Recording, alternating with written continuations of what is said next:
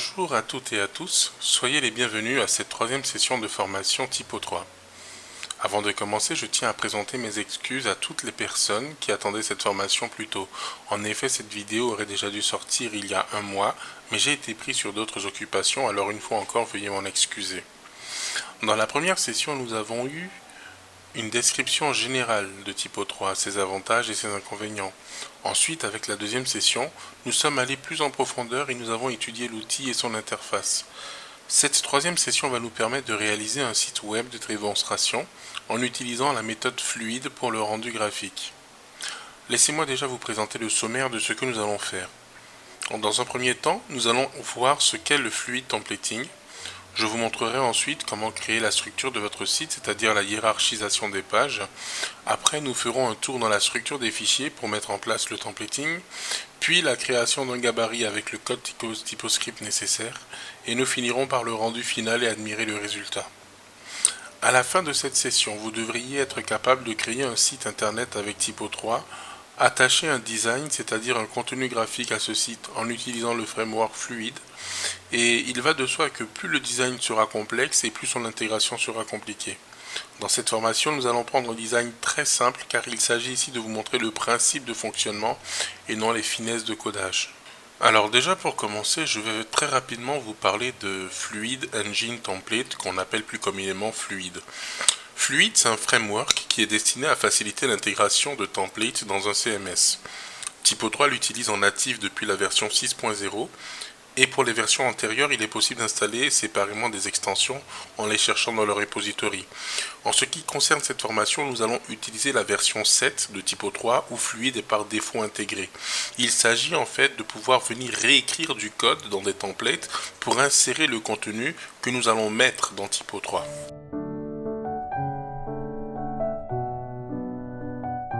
Vous venez de terminer votre installation de Typo 3, elle est toute neuve, toute fraîche. Vous avez toutes les extensions dont vous avez besoin. Nous allons pouvoir passer maintenant à la création de la structure des pages de notre site. Alors il faut savoir que cette partie est la plus importante et c'est celle qui demande le plus de temps en amont lors de la conception de votre site internet. Nous allons déterminer l'arborescence des pages de notre site et ce que je vais faire ici n'est pas gravé dans le marbre. Je vous laisse le soin de faire selon ce que vous estimez être le mieux adapté à votre besoin. Pour ma part, j'ai pour habitude de créer une première page que je vais appeler racine du site. Comme ça.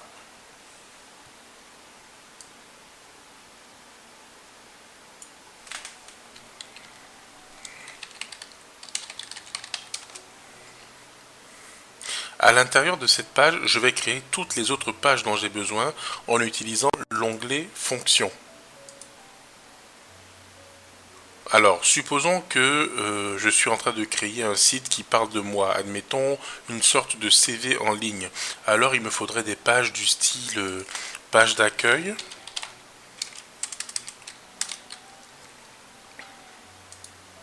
Il me faudrait une page mes expériences, pour mes expériences professionnelles. Une page mes compétences. Une page mes formations, par exemple.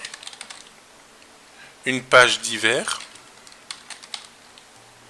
Alors là, je vais rajouter des pages parce que je n'ai pas assez de lignes. Et une page me contacter au cas où je voudrais qu'un recruteur me contacte. Voilà, il me faudrait à peu près ces pages-là. Alors remarquez ici, maintenant je vais ajouter une dernière page qui s'appelle Storage Folder. Et cette page, je vais lui changer son type. Ça ne va pas être un type standard, mais ça va être un type dossier. Nous y reviendrons un peu plus tard. Voilà, une fois que j'ai créé la structure de mon site, je peux cliquer sur le bouton Créer les pages. Alors, si je déplie mon arborescence en cliquant sur le petit triangle, je peux voir que Typo 3 m'a créé les pages comme je lui ai demandé de le faire. Dans la page Mes formations, je vais créer deux pages que je vais appeler une formation académique et une autre formation non académique. Alors c'est vraiment sans importance, hein, c'est juste pour vous montrer le fonctionnement plus tard des menus de niveau 1 et des menus de niveau 2 avec les sous-pages lorsque ceux-ci sont générés automatiquement. Maintenant je vais configurer la page racine de mon site en me positionnant dessus. Je vais dans édition et je vais dire que ma page racine en fait n'est pas une page standard mais est un raccourci, et ce raccourci pointe sur la page accueil de mon site. Voilà, je sélectionne la page accueil. Je spécifie à typo 3 que la page racine du site redirige vers la page accueil. Alors l'avantage de faire cela, c'est que le jour où j'ai besoin de faire des travaux sur mon site, je peux créer une page que je vais appeler maintenance et faire une redirection. Je définis ensuite la page racine du site comme étant la racine du site. Pour ça, je vais aller dans l'onglet comportement. Là, en fait, ça ne va pas nous servir, mais c'est très pratique lorsqu'on a une installation multi-domaine ou avec des sous-domaines dans la même installation typo 3. Mais c'est bien déjà de vous le faire. Donc là, vous voyez le petit sens interdit, ça montre que ma page est masquée, c'est normal. Hein. Typo 3, quand on crée une nouvelle page par défaut, il nous la désactive. Là, nous allons l'activer. Alors maintenant que l'arborescence de notre site est terminée, nous allons pouvoir passer à la partie structure des fichiers sur le serveur. Et pour ça, nous allons aller sur l'onglet Fichiers.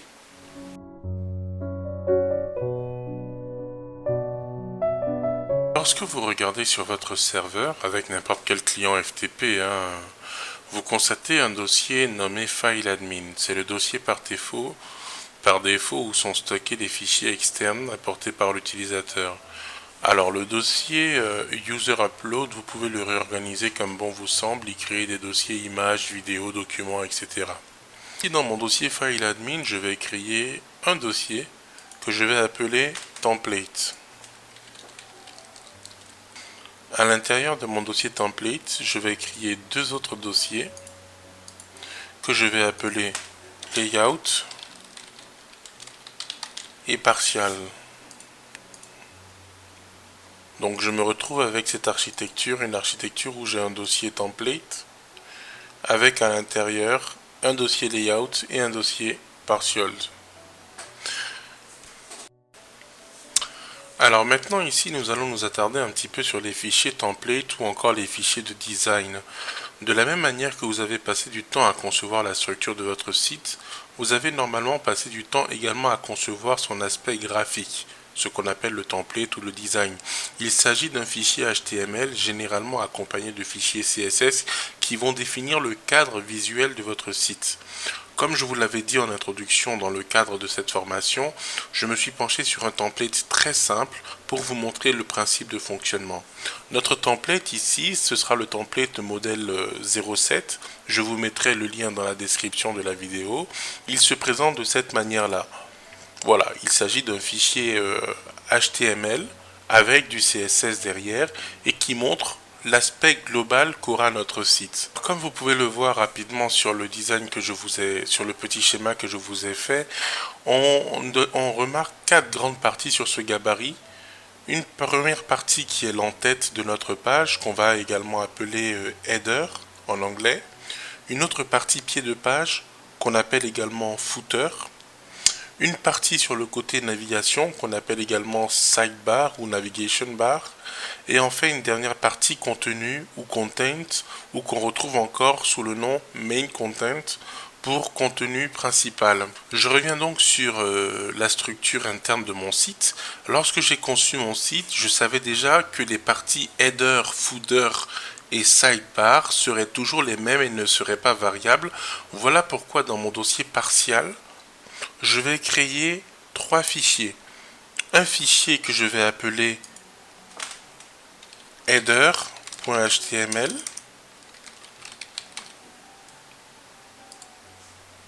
un autre fichier que je vais appeler footer.html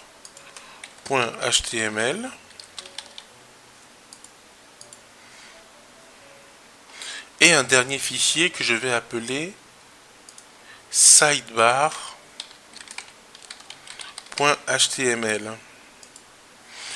Ces trois fichiers vont représenter les parties invariables de mon template. Le footer, la barre de navigation et le header. À présent, nous allons ouvrir en mode édition notre fichier template, donc modèle07.html, et voir un peu à l'intérieur les différentes sections dont je vous ai parlé tout à l'heure. Donc tout commence à partir de la balise body. Avec la div ID en tête, on voit donc la partie en tête de notre site. La partie contenu représente la partie contenu principal. La partie navigation que vous voyez ici représente la partie sidebar. Et pour finir, la partie pied représente la partie footer. Ce que nous allons faire maintenant, je vais diviser mon écran en deux pour que vous voyez mieux.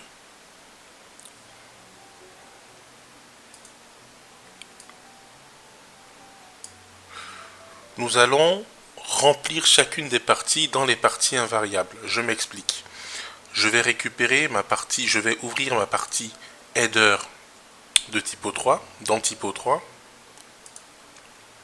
Et dedans, je vais aller recopier exactement la partie qui correspond à mon en-tête.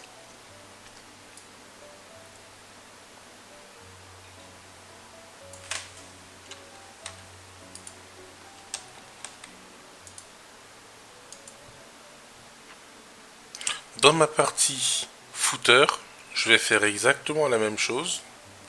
Je vais aller récupérer la partie pied et je vais la mettre dans mon footer.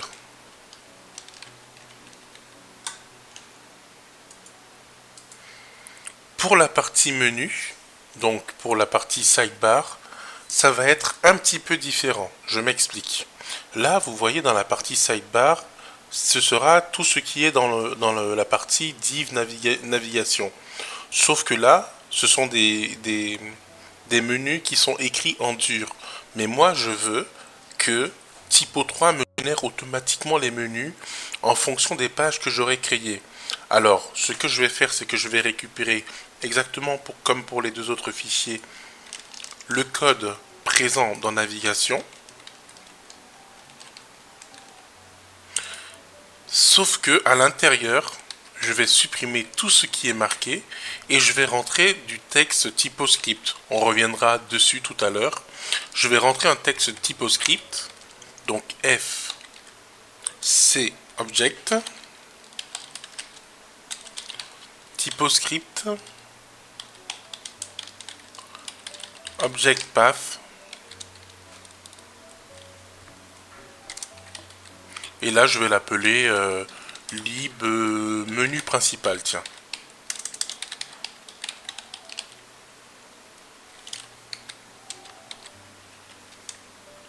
Voilà. Donc là dans mon menu j'ai créé un objet typoscript que j'ai appelé menu principal et il va représenter mon menu. On y reviendra tout à l'heure, vous allez mieux comprendre. Maintenant, je vais personnaliser mon template. Je m'explique. J'ai créé un fichier en tête, mais il correspond à l'entête. J'ai fait un pur copier-coller. Mais le titre de mon site ne sera pas forcément Gabarit 07, mais moi je parlais d'un CV tout à l'heure, donc mon curriculum vitae en ligne.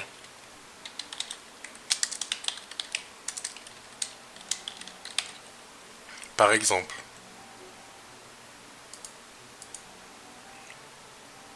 Et dans la partie footer, je vais venir ajouter, je ne sais pas moi, copyright 2016, parce que nous sommes en 2016 bien sûr, le contenu de mon pied de page. Voilà, c'est très bien, on peut le laisser comme ça. Alors maintenant que j'ai créé mes trois fichiers sidebar, footer et header, je vais maintenant importer mon fichier template directement sur mon serveur Typo 3. Donc je prends le fichier modèle 07, je n'oublie pas bien sûr mon dossier style dans lequel il y a mes fichiers CSS et les pictos derrière lesquels il y a les images. Donc je récupère les trois et je les mets sur mon serveur. Donc là, vous avez pu le voir, je travaille en local, mais vous, c'est ce que vous devrez le faire avec un bon sections qui ont FTP, il y a FileZilla, WinSCP, etc., etc. Donc si je retourne maintenant sur mon serveur, je vois bien, je retourne sur template, je vois bien qu'il y a mon fichier modèle 07 que j'ai créé là, et quand je vais dans partial, je vois les fichiers sidebar, header, footer, avec lesquels que j'ai rempli correctement. Maintenant, je vais créer un fichier template qui va être le calque de notre fichier modèle 07.html. Alors, c'est l'une des forces de Fluid, c'est qu'à aucun moment nous n'allons modifier le fichier template original. Mon nouveau fichier, donc, que je vais appeler modèle 07 template.html,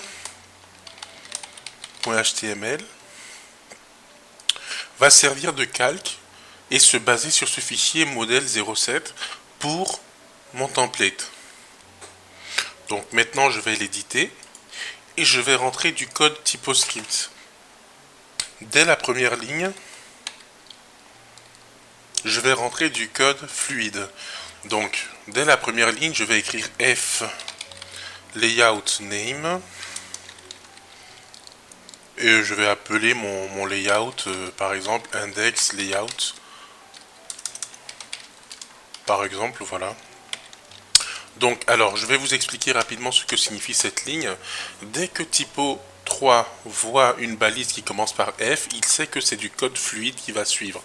Donc, la balise F layout indique à Typo 3 que mon template modèle, mon fichier modèle 07 underscore template va être une base pour le fichier layout que je vais appeler indexlayout.html. On ne l'a pas créé, nous allons le créer tout à l'heure et vous allez mieux comprendre. Donc Typo 3, lui, il sait que le fichier qui va s'appeler index underscore layout.html sera le layout qui va se baser sur les sections du fichier template. Donc maintenant ce fichier, qu'est-ce que je vais en faire? Je vais venir créer les différentes sections modifiables de mon site. Si je reprends le graphique que je vous ai montré tout à l'heure, on avait défini 4 sections. 3 sections qui n'étaient pas modifiables, la section header, la section sidebar et la section footer, plus une section content qui, elle, sera modifiable. C'est là que je vais venir rentrer les parties variables de mon site. Encore une fois, ceci est vrai uniquement parce que j'ai pris un template qui était très simple. Nous pouvons très bien nous retrouver avec plusieurs parties modifiables sur une seule page. Une page avec 3, 4, 5, 6 colonnes ou 3, 4, 5, 6 lignes par exemple. Maintenant, dans cette partie modifiable, je vais venir créer ma section, donc la seule section modifiable que je vais appeler contenu principal. Donc toujours avec du code fluide, je vais créer une balise f section que je vais nommer contenu principal.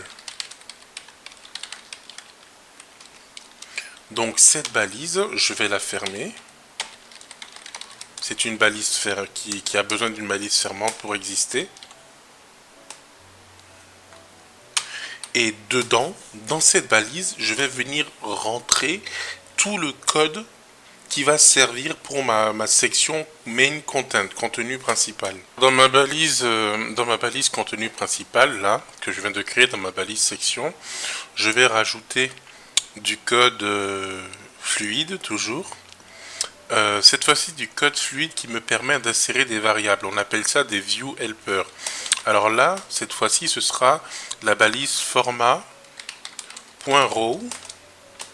qui utilise également une balise fermante. Donc, je vais la fermer automatiquement. Voilà. Et dedans, je vais créer une variable. Les variables en fluide se mettent en accolade. Et je vais l'appeler tout simplement, pour l'occasion, mon contenu. Donc je vais vous mettre dans la description du lien, dans la description de la vidéo, un lien vers un guide fluide où on retrouve tous les view helpers. On peut créer tout ce qu'on veut, des formulaires, des boutons, des menus. Voilà, donc là en l'occurrence je crée une variable que j'appelle mon contenu qui sera présente dans ma section. Et c'est fini, c'est tout ce dont j'ai besoin. C'est mon contenu variable. Donc je sauvegarde et je ferme mon fichier modèle template.html. Dans le répertoire layout, maintenant, je vais créer un fichier qui va s'appeler index underscore layout.html.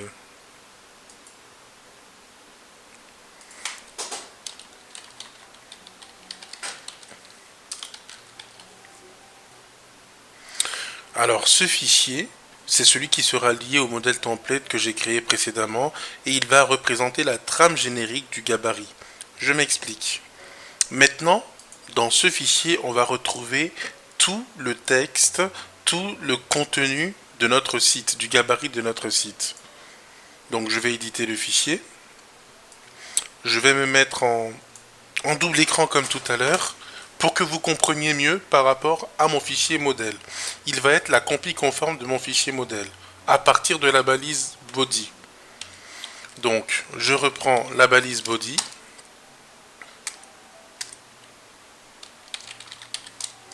Voilà. Dans ma balise body, j'ai une div.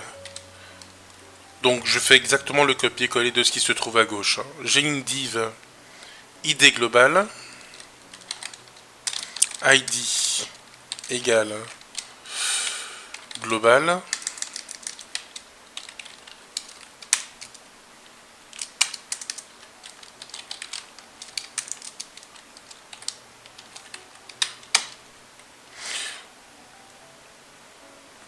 Maintenant, dans mon fichier index_layout.html, je vais, grâce à Fluid, grâce à des lignes de commande fluides, faire appel à toutes mes sections.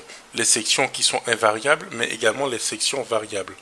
Alors, dans ma division, dans ma div ID global, je retrouve toutes mes divs. Ma div en tête de tout à l'heure, qui est une div invariable. Ma div navigation, qui également est une div invariable. Ma div contenu, qui est une div L variable, et ma div footer, qui est une div invariable. Donc je vais toutes les rappeler les unes après les autres en respectant la hiérarchisation qui est faite dans mon fichier modèle 07HTML. Par exemple, là, ma div ID égale en tête, c'est une div qui existe déjà, si vous vous rappelez au tout début, et je l'ai appelée header.html. Donc grâce à la ligne de commande fluide, la balise render, je vais appeler render partial, et donc là je vais mettre header, je n'ai pas besoin de mettre le point HTML. Typo 3 sait que à cet endroit là il devra faire la jonction avec le fichier qui est dans le dossier partial et qui s'appelle header.html. Voilà. Donc juste en dessous, si je continue la logique de mon fichier HTML, je vais créer une nouvelle div qui elle va s'appeler div ID égale centre. Dans ma div centre, j'ai une div navigation. Donc si vous vous rappelez bien, cette div elle existe déjà, c'est ma div menu. Donc ici, je vais faire appel de la même manière que tout à l'heure, f_render partial égale sidebar pour sidebar.html. Pas besoin de mettre le fichier le point HTML. Donc je continue avec la même logique. Je crée ma div contenu. Donc div ID égale contenu.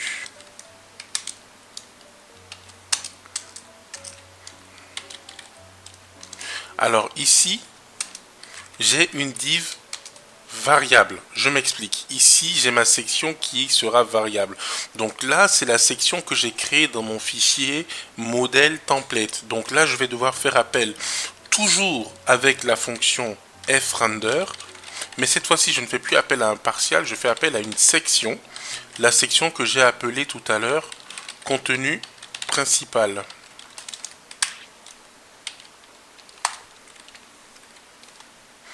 Donc ça c'est le contenu de ma div contenu, ID contenu. Et si je regarde jusqu'à la fin,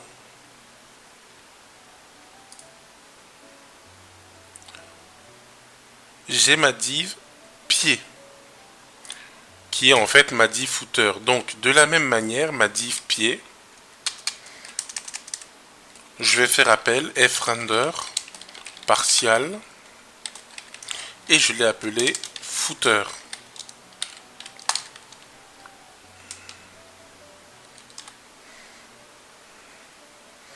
Alors, je récapitule, je refais à nouveau pour que vous compreniez bien.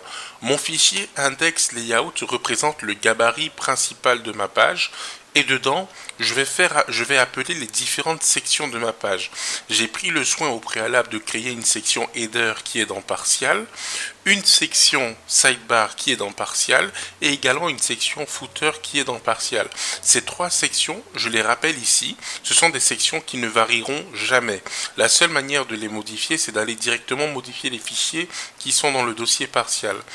J'ai une section qui, elle, est modifiable, c'est ma section contenu principal que j'ai créé, d'ailleurs je vais vous le remontrer en fermant le fichier, que j'ai créé dans mon fichier template à ce niveau-là. Contenu principal, voilà. Voilà comment est fait la jonction entre ces deux sections.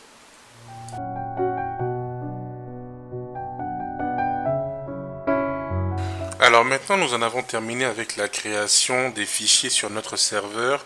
Pour la mise en place du template, nous allons venir mettre dans le front-end, dans le back-end, pardon, la mise en page de notre gabarit. Pour cela, nous allons nous positionner sur l'onglet List et nous placer dans le dossier Storage Folder qu'on a créé tout au début de cette formation. Nous allons créer un nouvel élément et dans la liste que nous propose Typo3, nous allons choisir Gabarit Backend. Pour certains, il sera peut-être écrit mise en page backend. Ce gabarit, on va l'appeler gabarit principal, pourquoi pas. Gabarit principal. Parce qu'on peut en créer plusieurs, bien sûr. On va enregistrer. Alors là, très important, ce gabarit va montrer les différentes sections modifiables de notre page. Je m'explique. Ici, dans la partie configuration, je vais ouvrir cette petite... je vais cliquer sur cette icône et ouvrir la fenêtre. Voilà. Ici, j'ai ce qui me permet, j'ai un outil qui me permet de mapper les différentes zones modifiables de ma page. Je vous donne un exemple. Si sur ma page, j'avais deux colonnes modifiables, je pourrais ici créer mes deux colonnes, une colonne à gauche, une colonne à droite. Si j'avais deux lignes modifiables, je pourrais créer deux colonnes et deux lignes modifiables. Mais comme je vous l'ai dit, on a pris un gabarit qui était très simple, on n'a qu'une seule colonne qui est modifiable et d'ailleurs on l'a appelé contenu principal. Je vous remontre encore, hein, il s'agit de cette colonne-là qui est modifiable et c'est cette colonne que nous allons créer. Donc je vais la nommer contenu principal, je vais l'appeler contenu principal.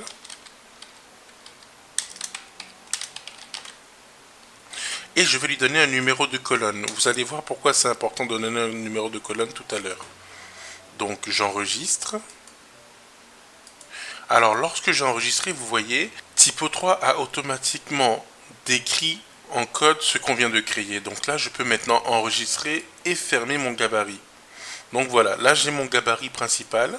Je pourrais en créer d'autres si j'avais d'autres gabarits à intégrer, bien sûr. À présent, je vais me positionner sur la racine de mon site et aller dans les propriétés de la page. Et dans l'onglet Apparence, je vais lui demander que pour toutes les sous-pages de cette page, il faudrait lui appliquer le gabarit principal. Je viens juste de dire à Typo3 que pour toutes les pages de mon site, il faudrait appliquer par défaut le gabarit principal. Bien sûr, rien ne m'empêche d'appliquer un gabarit spécifique à une page plus tard. Mais en tout cas, ça m'évite d'avoir à le faire pour chacune des pages. Par défaut, si je crée une nouvelle page, elle aura le gabarit principal. Ensuite, s'il m'arrivait de venir créer un nouveau gabarit, je pourrais venir le faire de manière explicite pour chacune d'entre elles.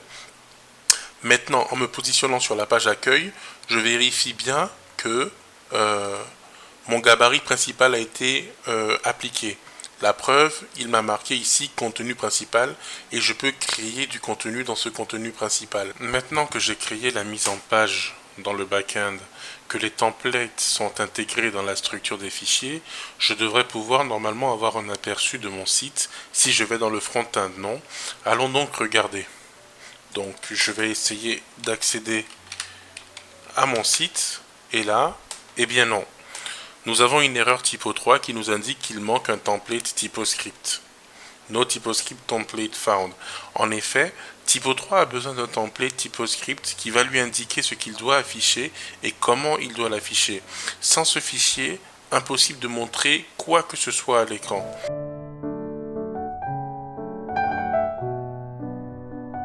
Pour cela, nous allons nous rendre dans l'onglet Gabarit, template pour ceux qui l'ont en anglais, et nous allons nous positionner sur la page racine du site.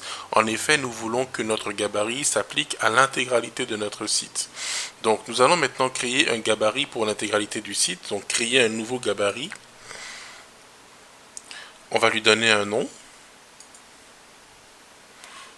Alors, ah oui, je vais cliquer sur Edit the whole template record pour avoir accès à tous les champs. Là, je vais mettre le titre de mon gabarit que je vais appeler par exemple gabarit principal. Le titre du site, je vais mettre site exercice. Pour l'instant, je ne touche pas à Setup, je ne touche pas à Constante. Je vais d'abord aller dans la partie Inclusion et je vais rajouter, alors regardez bien, je vais ajouter CSS Style Content. Ça me permettra de pouvoir utiliser des feuilles de style CSS. Maintenant, ce que je vais faire ici, c'est que je vais venir décrire dans ma partie Setup, je vais venir décrire, alors je vais l'ouvrir comme ça. Je vais ouvrir le Setup pour avoir plus d'espace, voilà. Je vais venir décrire dans mon fichier setup comment je veux que ma page se comporte. Alors juste pour vous montrer ce qui se passe, maintenant que j'ai créé un gabarit pour ma page, si je vais rafraîchir ma page, j'ai Hello World. Pourquoi j'ai Hello World? Eh bien, tout simplement parce que ici, je lui ai demandé de me marquer Hello World. Ça, c'est du TypoScript. Je vais configurer ma page. Les premières lignes que je vais faire, c'est déjà configurer RealURL. Alors pour ceux qui ne l'ont pas installé, je vous invite à l'installer. RealURL, c'est une extension qui permet de simplifier les adresses dans le navigateur. Je m'explique. Ici, vous voyez, j'ai une adresse qui n'est pas très jolie, index.php id égale 2, id étant l'id de ma page, donc l'id 2, mais en fait avec l'extension RealURL, lorsqu'on l'installe, eh bien, tout simplement, il rend plus jolies les adresses. Quand je retourne dans ma barre d'adresse, ici j'ai une adresse index.php id égale 2, 2 étant l'id de ma page. Alors si je supprime cette partie d'adresse, voilà, RealURL en fait va réécrire mon adresse et va prendre le nom de ma page et en faire un lien. À présent, maintenant que RealURL est correctement configuré, il ne me reste plus qu'à écrire le code TypoScript qui va faire le lien entre le template qui est sur mon serveur et la mise en page que j'ai créée tout à l'heure. Pour cela, je vais écrire le code suivant et je vous le mettrai dans la description de la vidéo pour que vous puissiez le récupérer.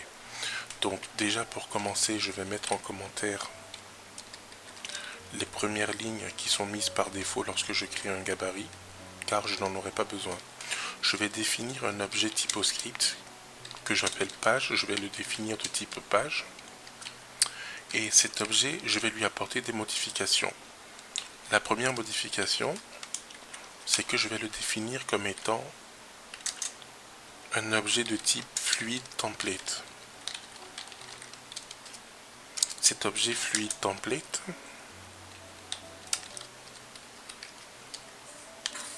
je vais lui apporter plusieurs modifications.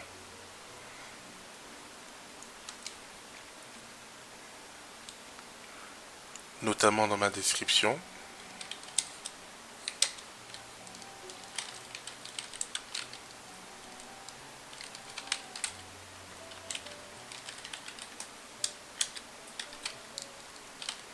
Alors j'indique à mon fluid template le lien, l'adresse de mon modèle template. Jusque là tout va bien. Maintenant je lui indique l'adresse où sont stockés mes partials. Les 4 lignes suivantes que je vais ajouter vont permettre de faire le lien entre mon layout, donc ce que j'appelle le layout, c'est les fichiers qui sont dans le storage folder que j'ai associé à la racine du site, et les fichiers qui sont sur le serveur, donc les templates qu'on a téléchargés tout à l'heure. Alors très rapidement, je reviens en mode liste sur le dossier storage folder pour vous montrer le gabarit qu'on a créé, le gabarit principal. Son ID est égal à 1.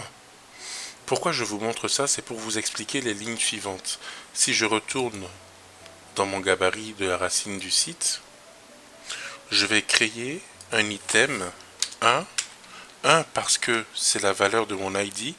Si l'ID était 2, j'aurais mis 2. Donc, je crée une valeur 1 qui vaut texte. Une variable 1, pardon, qui vaut texte. Et cette variable 1, je lui affecte la valeur suivante.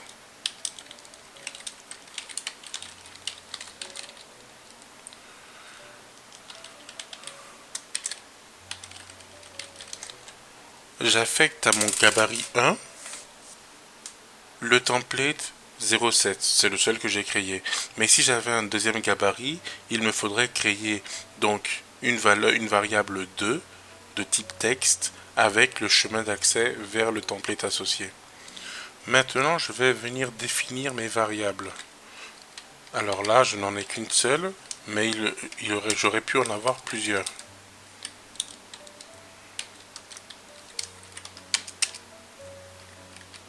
Donc ma variable, si vous vous souvenez tout à l'heure, elle s'appelle mon contenu.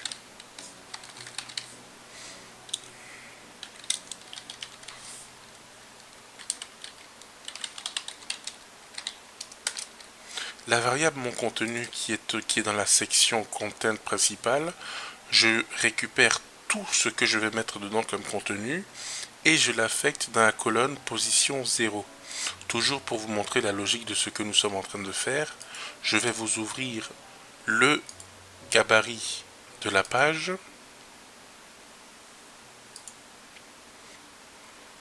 Voilà, pour vous montrer que mon contenu principal, il est bien dans la colonne 0. Donc maintenant, j'en ai terminé avec l'association de mes fichiers. Donc je vais rajouter les fichiers CSS tels qu'ils étaient dans le gabarit principal. Pour cela, je vais utiliser la fonction typoscript page.include CSS.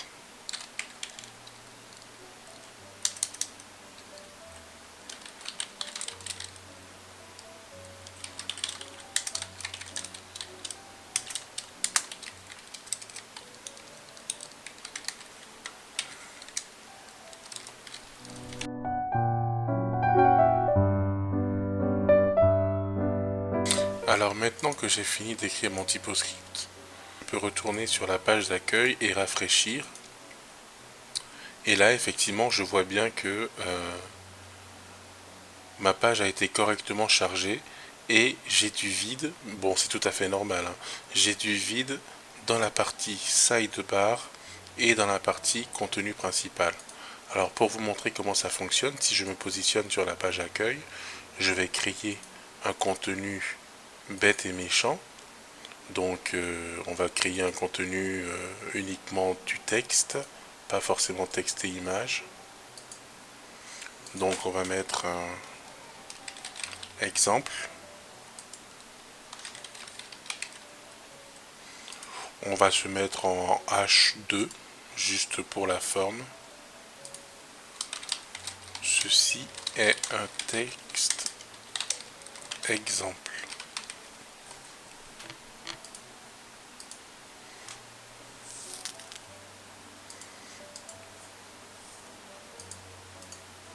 Si je rafraîchis, on voit bien, ceci est un texte exemple. Maintenant, nous allons nous occuper du menu et le faire afficher. Je veux que mon menu soit dynamique. Dynamique, c'est-à-dire qu'il génère automatiquement le menu en fonction des pages qui sont présentes dans mon arborescence. Et lorsque je crée une page ou que j'en supprime une, eh bien que mon menu se mette à jour automatiquement. Pour cela, je vais retourner dans mon dossier partial pour vous montrer ce que nous avions fait tout à l'heure. Donc, dans Sidebar, j'avais créé un objet, donc c'est du code fluide, hein, comme vous pouvez le voir avec le F ici, c'est un code fluide. J'avais créé un objet de type lib menu principal. Alors à quoi ça va me servir? Pour cela, je vais retourner dans typoscript pour créer un nouveau gabarit de type typoscript.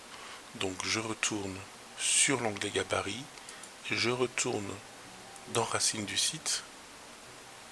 Et cette fois-ci, je lui dis que j'aimerais créer un nouveau gabarit que je vais appeler menu principal. Alors le petit plus que je mets devant le nom indique que il ne s'agit pas du gabarit principal de mon site, mais d'une extension de gabarit. Dans le corps de mon gabarit setup, je vais venir écrire comment doit se comporter mon menu principal. Donc là, je vous ai fait, pour aller un peu plus vite et gagner du temps, je vous ai fait un copier-coller du code que j'avais déjà fait. Mais je compte sur vous pour pouvoir le récupérer après. Je le mettrai de toute façon dans la description de la vidéo. Donc voilà, j'ai défini mon lib menu principal, je l'ai défini comme étant un objet de type menu.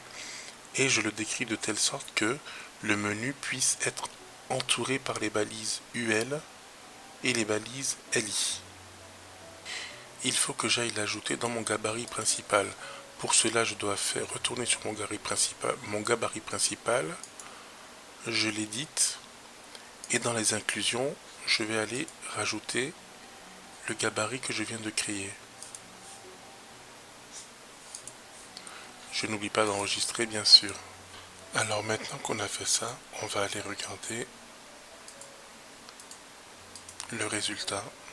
Voilà, notre menu est généré automatiquement avec le décalage pour les sous-menus.